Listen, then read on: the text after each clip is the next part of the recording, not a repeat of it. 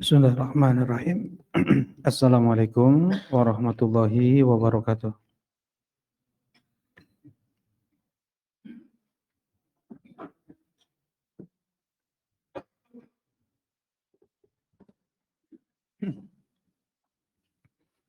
Alhamdulillah. Alhamdulillahilladzi ja'alana minal muslimin.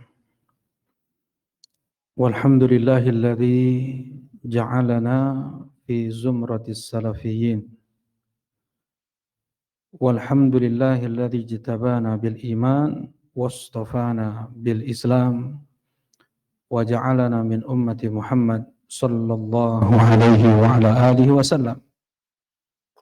Asyhadu an la ilaha illallah wahdahu la syarika lah wa asyhadu anna Muhammadan abduhu wa rasuluh sallallahu alaihi wa ala alihi wa sahbihi wa sallama tasliman katsira amma ba'd.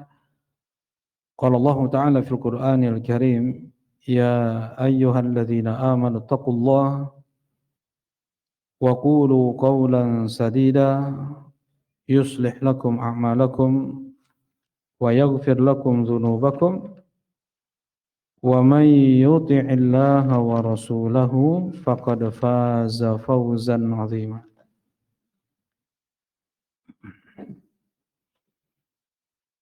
Alhamdulillah, nuwasil insyaallah darsana min tafsir surat al-Ikhlas. Kita melanjutkan kajian tafsir surat Al-Ikhlas. Nah, kita masih di ayat pertama, ya, surat Al-Ikhlas, Makkiyah atau Madaniyah, Kang Asep? Makkiyah atau Madaniyah? Makkiyah. Kang Asep masih ingat kenapa turun atau sebab turunnya ayat ini ketika Rasulullah ditantang apa? Lupa. Nah, ketika Rasulullah ditantang apa, Iba Ismail? Nah, sifati Rabbmu itu ya Muhammad. Unsub lana rabbak. Ya, unsub lana rabbak. Sifati. Cirikan Rabbmu itu seperti apa? Amin zahabinhu. Apakah dari emas dia? Au min fiddatinhu. Atau dari perak dia? Au min hadidatinhu. Ataukah dari bajakah dia? Ya, dari besikah dia? Kalau jelas, Tuhan kami dari batu, dari kayu. Nah, kemudian Allah Subhanahu wa taala perintahkan Nabi Muhammad untuk menjawab, "Qul huwallahu ahad." Katakanlah, dia Allah Subhanahu wa taala ahad. Baik. Nah, di sini huwa adalah dhamir sya'an, atau dia kembali pada pertanyaan dari musyrikin Quraisy. Ya, jadi huwa itu bukan satu nama Allah sehingga bisa seseorang berzikir dengan huwa seperti itu, tidak. Ya, Qul huwallahu ahad. Huwallah, Allah, atau sopannya bagaimana Abu Ghazi? Apa kita sebut? Lafaz jalalah. Jallalah. Azza wa jallalah. Lafaz atau kalimat agung istilah. Nah, Allah, ini penting ya, ini penting. Allah diambil dari kalimat alaha ya'lahu. Maknanya abada ya'budu. beribadah, menyembah. Artinya itu menyembah. Alaha sama dengan abada. Masdarnya adalah ilah. Ya, ilah. Ilah secara makna sama dengan maf'ul. Ya, fi'al sama dengan maf'ul. Kitab sama dengan maktub. Firash sama dengan mafrush. Jadi kalau lafadznya atau wazennya itu fi'al, maka maknanya adalah maf'ul, objek jadinya. Ya. Kitab fi'al. Kenapa? Karena maktubun fihi al-huruf wal kalimat wal bab wal fusul wal abwab wal fusul. Kitab dinamakan kitab kenapa? Karena tertulis, terkumpul di dalamnya huruf-huruf, kalimat-kalimat, bab dan fasal-fasal. Nah, firash. Ini firash, fi'al. Berarti mafrush, ya, yang diduduki. Ini artinya bahasa Arab ini firash ini ya, karpet. Karpet, ya. Nah, artinya mafrush yang diduduki seperti itu. Jelas ini insyaallah. Nah, demikian pula lah ilah. Alaha ya'lahu ilahan. Ilahan berarti artinya apa? Ma'luh. Apa artinya iyas ma'luh? Jadi kalau kalimat alaha adalah abada, berarti kalau ilah berarti apa? Ma'bud. Jelas ini insyaallah. Kalau alaha artinya beribadah, kalau ilah artinya yang diibadahi. Jelas ini insyaallah? Nah, la ilaha berarti la ma'buda bihaqqin illallah. Tidak ada yang diibadahi. Jadi ilah artinya adalah maf'ul. Jadi ma'bud. Ma'bud. Jelas ini insyaallah? Baik. Kemudian ditambahkan alif dan lam di awalnya. Jadi apa? Al-ilah. Ya, jadi al-ilah. Orang Arab sebagian gimana ya dibilang? Sebagian daerah mereka itu berbeda-beda. Jadi kalau qira'atus sab'ah, qira'ah sab'ah seperti Hamzah, seperti Warsh, Nafi'nya, kemudian Abu Amr, Al-Kasai, Ibnu Katsir, bukan Ibnu Katsir Sahihut Tafsir. Ya. Mereka ini kebanyakan perbedaannya itu pada Hamzah. Pada Hamzah. Ya, membacanya ada yang saktah, ada yang nakal, ada yang kalau kita dibacanya jelas, ya apa sih, kotak, ya, seperti ailahum ma'allah. Kalau kita bacanya kayak gitu. Tapi kalau di qiraah lain sulit mereka baca seperti itu. Jadi ailahum ma'allah wal ard. Ada kalau Warsh wal ard enggak ada hamzahnya tuh. Kalau hamzah wal ard ada saktahnya. Nah, jadi kebanyakan, jadi suku-suku mereka ini, suku-suku Arab itu mereka bukan bermasalah ya. Jadi mereka ini lidah mereka tidak sesuai dalam permasalahan hamzah. Seperti nabi, itu harusnya an-nabiu harusnya. Ya kalau dari susunan kata itu an-nabiu, orang yang membawa berita. Ya, tetapi Quraisy berat untuk menyebut hamzah. Jadi an-nabiyu. Ya, kalau Warsh ya ayyuhan nabiu ada hamzahnya kelihatan. Jadi mad wajib mutasil namanya. Ya, baik. Nah, kita kembali. Al-ilah itu berat. Ada hamzah di tengah itu berat. Ya. Mengucapkan hamzah di tengah kalimat itu berat. Kemudian mereka hilangkan hamzah tersebut. Jadi coba antum al alif lam ma'rifat, alif lam ma'rifah tambah ilah. Kan al-ilah. Al-ilah hamzahnya dihilangkan. hamzahnya dihilangkan. Jadi apa? Jadi Allah. Kemudian lamnya musyaddadah, disatukan. Ya, jadi apa? Allah. Nah, ini asal kalimat Allah. Ya, lafzul jalalah atau kalimatul jalalah. Allah. Allah. Baik. Yang juga dikenal dalam ilmu nahu adalah a'raful ma'arif.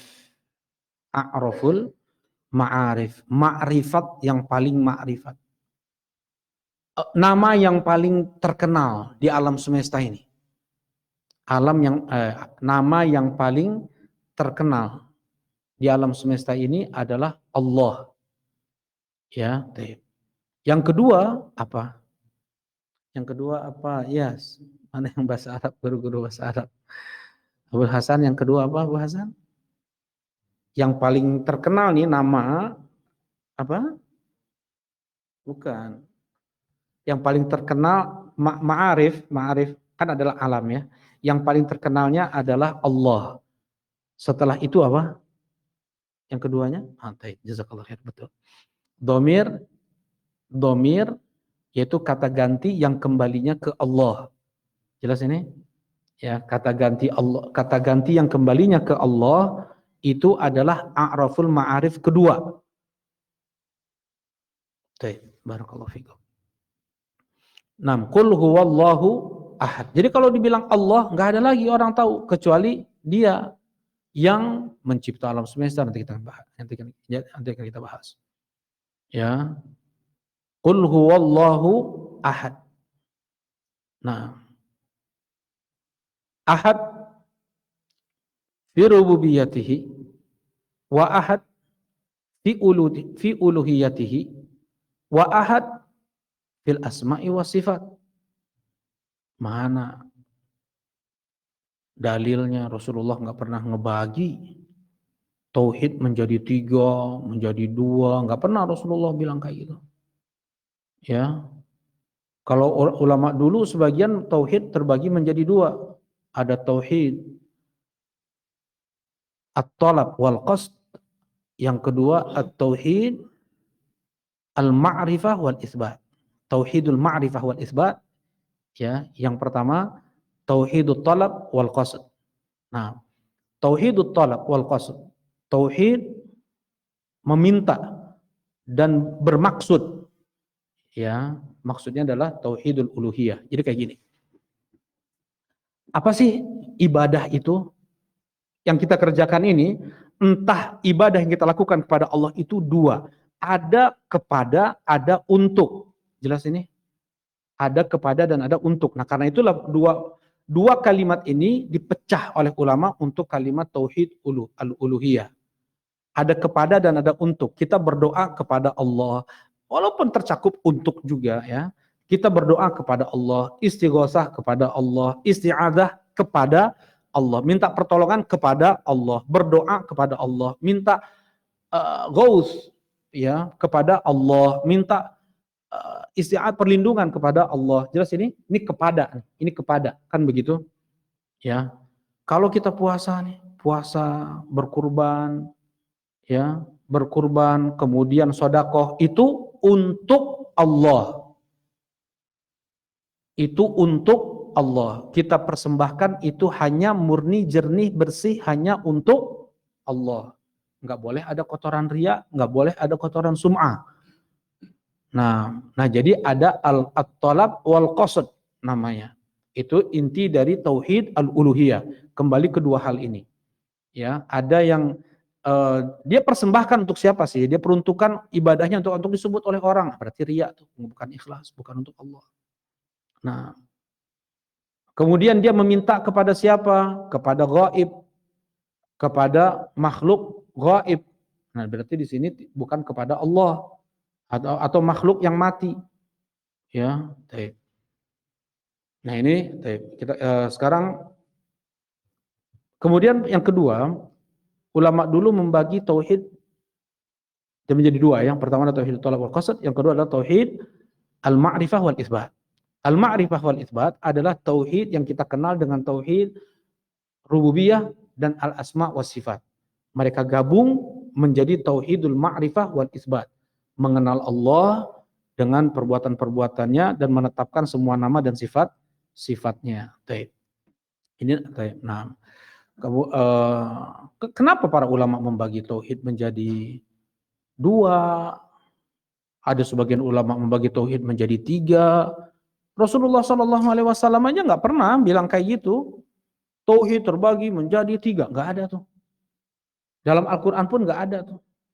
Ya, nah, tetapi memang mereka para sahabat itu, jadi kayak gini. Ini tuh kayak metode untuk memudahkan kita memahami belajar ilmu agama nih. Ya, kalau para sahabat nggak perlu dibagi seperti itu, mereka paham. Orang yang datang kemudian, kaum muslimin ini, yang datang kemudian, mereka nggak paham. Makanya para ulama mereka berpikir keras bagaimana untuk memahamkan tauhid itu kepada kaum muslimin yang datang kemudian. Ya. Nah, mereka para sahabat telah memahami tiga jenis tauhid ini tanpa harus Rasulullah memperincinya. Ya, gimana itu? Nggak ada orang Islam yang bilang Tangkuban Perahu yang menciptakannya Sang Kuryang. Ada orang Islam bilang kayak gitu? Nggak ada orang Islam yang bilang kayak gitu kan? Itu orang musyrik yang bilang panen dikasih oleh yang memberikan panen siapa? Dewi Sri. Ada orang Islam bilang kayak gitu? Kan nggak ada. Yang bilang seperti itu apa? Musyrik. Nggak ada orang Islam yang bilang yang menciptakan alam semesta ini adalah Nabi Muhammad, ya, atau Hasan dan Hussein. Nggak ada. Orang Islam mengatakan yang menciptakan Tangkuban Perahu, yang ngasih panen rizki adalah Allah. Ya, Tangkuban Perahu adalah Allah, yang menciptakannya, yang mengatur alam semesta ini adalah Allah Subhanahu wa taala. Ya. Nah, itu dimudahkan, diistilahkan oleh sebagian ulama, itu namanya tauhid ar-rububiyah. Nanti ada perinci lagi. Ini secara global aja dulu. Nggak ada kan orang Islam yang dia beribadah kepada Allah, juga dia beribadah sujud-sujud ke berhala misalnya, atau ke batu misalnya. Ada nggak orang Islam yang kayak gitu? Nggak ada. Yang kayak gitu orang musyrik. Nah, disederhanakanlah yang seperti itu namanya tauhid al-uluhiyah. Beribadah hanya kepada Allah itu tauhid al-uluhiyah. Nggak ada orang Islam yang bilang Allah itu kayak manusia. Ada orang Islam yang Allah kayak manusia. Allah itu kayak manusia, cuman besar aja bentuknya. Kan nggak ada. Yang seperti itu kafir namanya. Orang Islam mengatakan laisa kamitslihi syai'. Allah itu tidak seperti sesuatu apapun. Nah, diistilahkan itu dengan tauhidul asma wa sifat. Ini secara umum aja dulu, ini untuk menggambarkan aja. Nah, jadi metode sebenarnya. Nggak ada para sahabat juga diajarkan oleh Nabi, ini fardu ain, fardu kifayah, sunnah muakkadah, sunnah ghair muakkadah. Nggak ada. Siapa yang membuat istilah seperti itu? Mereka para ulama. Tujuannya untuk apa? Memudahkan para kaum muslimin untuk memahami. Ya, untuk memahami ini hukum, ini hukum, ini hukum. Nah, kayak gitu sama. Kalau ditanya mana dalilnya, ya, kalian mana dalilnya sholat 5 waktu fardu ain, kemudian sholat jenazah fardu kifayah, sholat rawatib sunnah muakkadah, mana dalilnya? Enggak ada. Itu hanya metode untuk memahamkan kaum muslimin yang sudah semakin kesini kurang akalnya dibanding mereka para sahabat, mereka yang terbaik akalnya. Ya, orang Arab Baduy aja paham apa yang dimaksudkan oleh Nabi Shallallahu Alaihi Wasallam tentang tauhid. Ya, orang yang berpikir keras dengan filsafat ini enggak paham. Ya, makanya mereka para ulama perlu untuk membagi tauhid seperti ini agar tidak keliru. Nah, ya, baik.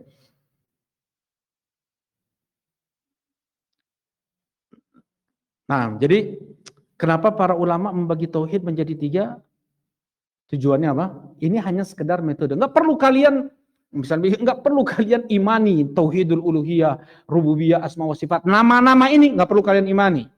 Nggak ada masalah. Yang penting jangan pernah meyakini di sana ada pencipta selain Allah, yang mengatur alam semesta selain Allah, yang menguasai alam semesta ini kecuali selain Allah Subhanahu wa taala. Nggak ada. Jangan pernah meyakini yang boleh yang apa namanya? Jangan pernah meyakini di sana ada yang berhak untuk diibadahi selain Allah Subhanahu wa taala. Jangan pernah meyakini bahwasanya Allah itu sama atau mirip dengan makhluknya. Udah. Nah, kalau kalian pahami seperti itu bagi kami mengistilahkan adalah ada tauhid rububiyah, tauhidul uluhiyah, ada tauhidul asma wa sifat. Gitu ya. Bagaimana kok bisa nggak mungkin nggak paham orang sekarang? Gimana nggak paham? Ketika ditanyakan kepada mereka,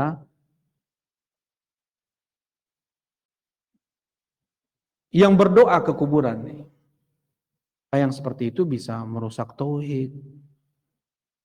Oh, hati-hati bilang. Saya tahu tauhid. Apa tauhid, Pak?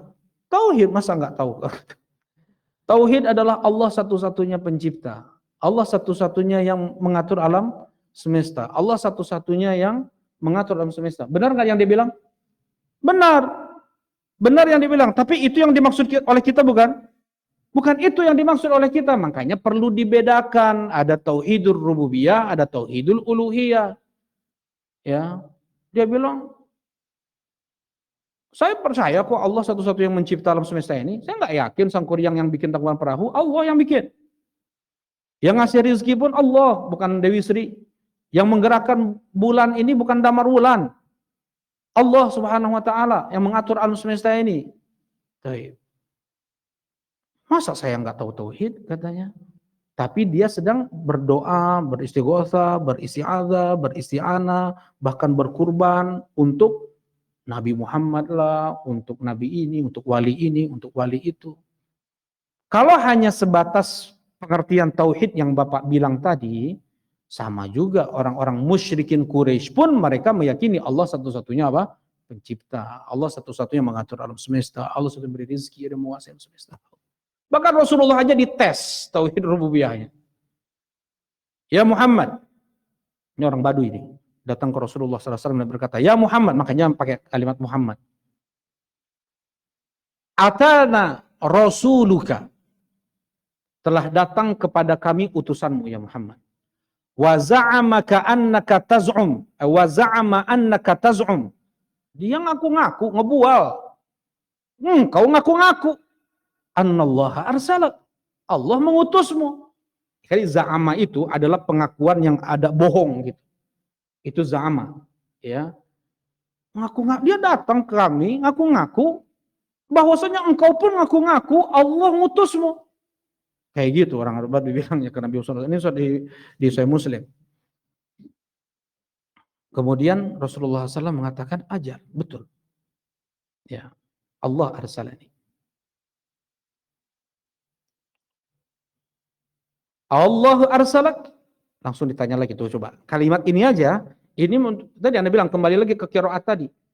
Ya, harusnya tuh Allahu arsalak, kan seperti itu. Cuman bacaan tulisannya Allahu arsalak harus ada goyang dikit tuh.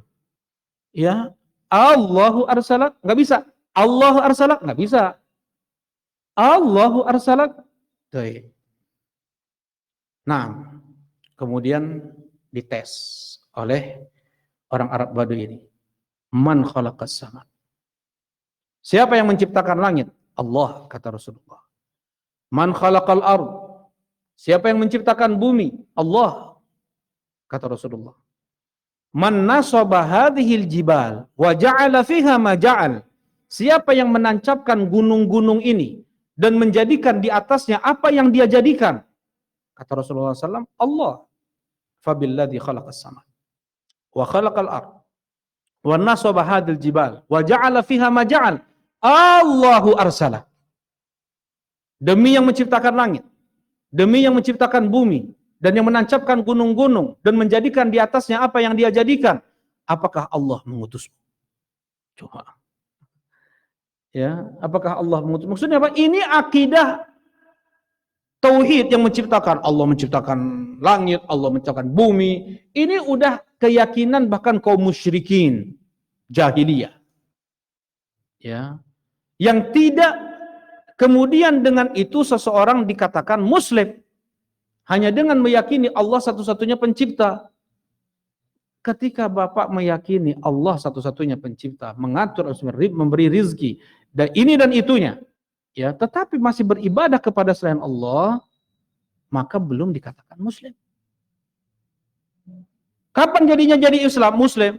Apabila menjadikan ibadah seluruhnya hanya untuk Allah Subhanahu wa taala. Ya.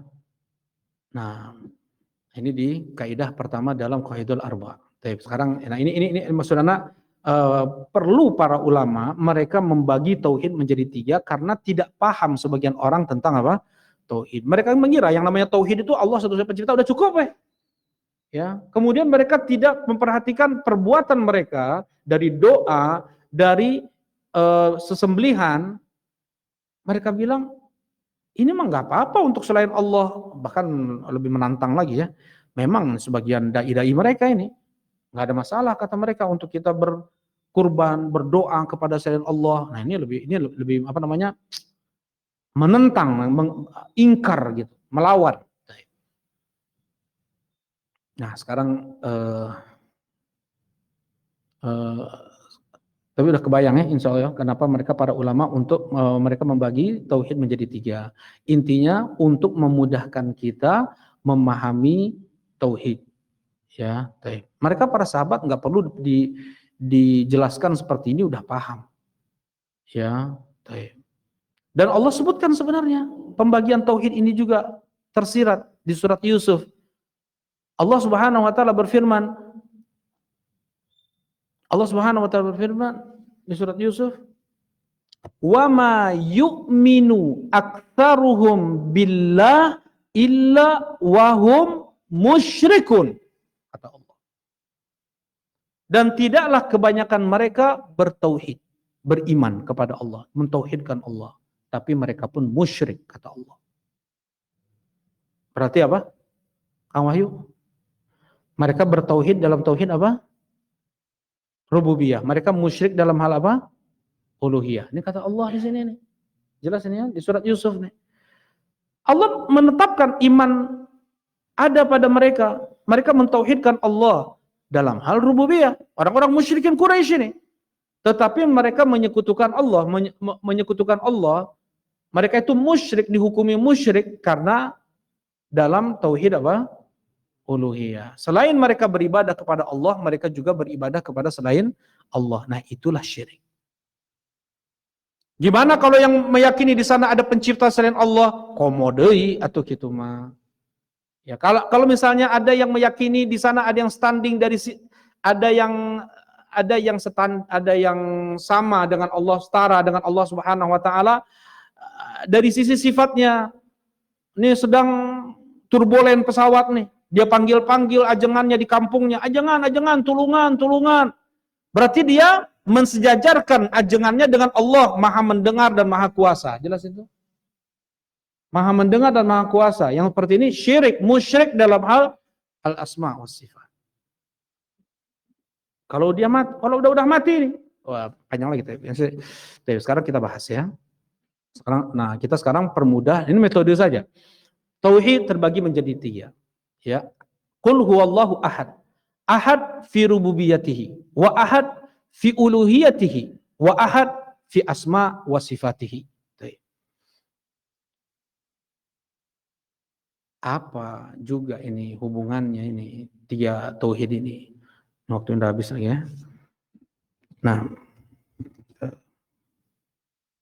1 menit lagi. Penting untuk seseorang dia menguasai tauhidul rububiyah dan tauhidul asma wa sifat untuk dia dapat menghakikatkan al-uluhiyah dengan sempurna. Seseorang sholatnya itu kacau, doanya nggak sepenuh hati kalau dia tidak mengenal Allah. Kalau dia tidak mengenal rububiyah dan asma wa sifat Allah, seadanya salatnya, seadanya berdoanya. Tapi kalau dia mengenal Allah Subhanahu wa taala, bagaimana perbuatan Allah, ya, rukun rububiyah, rukun tauhid rububiyah itu ada 3, yaitu apa? Al-khalqu wat tadbiru wal mulku. Ya. Dia enggak mengenal Allah Subhanahu wa taala dalam perbuatannya. Dia tidak mengenal Allah Subhanahu wa taala dalam asma wa sifatnya. Maka karena itu para ulama banyak menulis kitab tentang fikih apa? Al-asma wa sifat. Semakin seorang dia mengenal Allah Subhanahu wa taala, maka semakin baiklah apa? Maka semakin baiklah ibadahnya. Kemudian sifat-sifat, kemudian ibadah muraqabahnya, dia merasa terpantau, diawasi oleh Allah Subhanahu wa taala. Jihad melawan maksiat itu dengan apa? Jihad melawan hawa nafsu. Kan jihad yang paling besar adalah jihad melawan hawa nafsu. Dengan apa? Dengan iman. Ya enggak? Dengan iman. Jihad melawan syaitan, syubhat. Dengan apa? Dengan ilmu. Nah, maksud mereka para ulama, jihad melawan hawa nafsu dengan iman. Dia menghadirkan iman. Allah betul-betul mengawasi dia. Allah betul-betul melihat dia. Allah betul-betul mendengar dia. Kapanpun ya'lamu kha'inatal a'yun wa ma tukhfis sudur. Allah mengilmui mata yang berkhianat. Dan apa yang disembunyikan dalam hati manusia. Mau dia bilang saya ikhlas, saya untuk dakwah, saya untuk ini. Atau isi hati. Ya'lamu kha'inatal a'yun wa ma tukhfi as-sudur. Jadi ketika seseorang dia memahami fikih asma wa sifat, tidak, Allah tahu yang basah dan lembabnya, berapa yang berguguran. Kalau kita baca, nggak bisa kita lepas kecuali dari ayat Al-Quran dan hadis Nabi. Semakin seseorang dia mentadaburi ayat-ayat Al-Quran tentang kuasa-kuasa Allah Subhanahu wa taala, kehebatan-kehebatan Allah, semakin dia mengenal Allah Subhanahu wa taala. Coba satu pohon ini berapa yang berguguran? Nggak bisa kita hitung berapa yang berguguran daun. Nggak bisa kita hitung. Allah tahu berapa yang berguguran. Ya. Hujan yang turun. Nah, jadi sedahsyat itu ilmu Allah Subhanahu wa taala. Maka nggak ada yang bisa disembunyikan dari Allah. Dengan itu kita akan berhati-hati berucap, akan berhati-hati dalam berbuat. Ya, kita tahu Allah itu apalagi Malik Yaumiddin. Itu nakut-nakutin itu. Malik Yaumiddin. Pertama Allah ngasih banyak harapan kepada kita, Ar-Rahman, Ar-Rahim. Memunculkan kita berharap penuh kepada Allah. Kemudian setelah itu Allah menyebutkan Malik Yaumiddin. Nakut-nakutin tuh Allah tuh. Muslim hati-hati, nggak ada ceplas-ceplos. Muslim nggak ada sembarangan. Muslim dia berpikir panjang. Man kana yu'minu billahi wal yaumil akhir falyaqul khairan aw liyasmut. Ini dia pertaruhkan tauhidul asma wa sifatnya. Tauhidul asma wa sifat, rububiyah Allah ketika dia berbicara. Kemudian imannya terhadap hari akhir, alam barzah, hisab di hadapan Allah. Bagaimana sirat, bagaimana mizan. Enggak ada yang sia-sia, enggak ada yang enggak tercatat. Kalau ada ucapan dia enggak berpikir, dia filter ucapan tersebut, ngomong sepuas hatinya, berarti kurang iman dia kepada asma wa sifat Allah Subhanahu wa taala. Jelas itu. Kurang kuat iman dia terhadap hari akhir. Man kana yu'minu billah wal yaumil akhir falyaqul khairan aw liyasmut. Nah, demikian perbuatan-perbuatan yang lain. Alhamdulillah. Tapi mungkin ini insyaallah kita lanjutkan besok. Subhanakallahumma rabbana wa bihamdika asyhadu an la ilaha illa anta astaghfiruka wa atubu ilaik. Assalamualaikum warahmatullahi wabarakatuh. Afar kanggo itikaf antum